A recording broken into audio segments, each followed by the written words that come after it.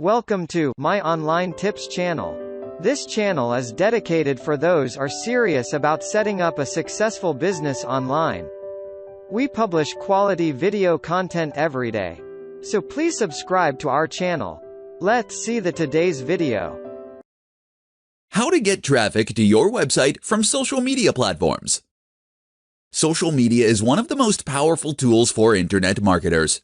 That's because it will not only allow you to reach a large audience, but will also allow you to develop a rapport with that audience.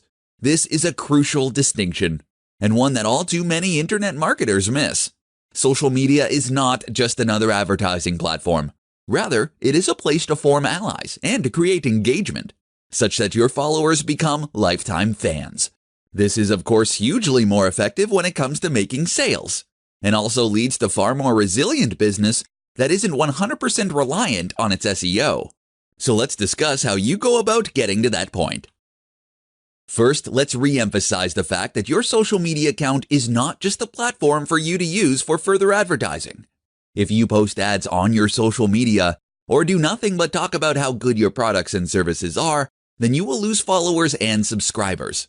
People don't want their home feed full of meaningless posts about your cloud services. That means you need to provide real value. You can do this by creating posts that are informative or inspiring. Instagram is particularly effective for the latter and lets you use images that really sell your value proposition, and to combine these with text that will offer further insight and advice.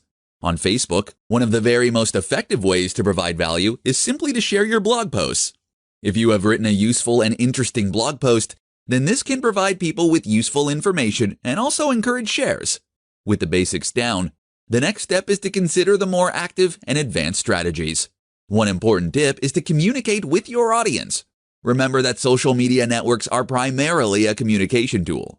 This is how they are designed to be used, and if you can engage in a conversation with your audience, then they will feel as though they know you. That in turn can be transformative and ultimately result in their becoming far more loyal fans.